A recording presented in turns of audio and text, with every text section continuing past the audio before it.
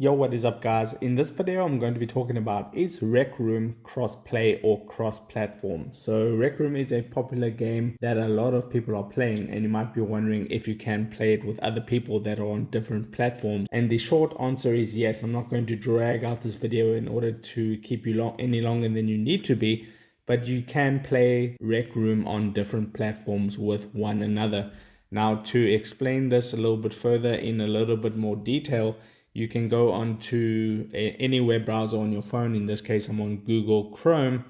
Then in the search bar, you can type is Rec Room Crossplay and then hit search, and you'll get a whole bunch of results that pop up.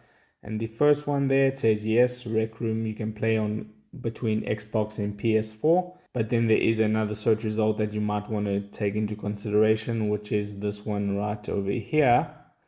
And it says, yes, you will be in the same games as players on Xbox, Oculus, Steam, and iOS. So it doesn't really matter what platform you're playing on, you will be able to play Rec Room with your friends using cross-platform.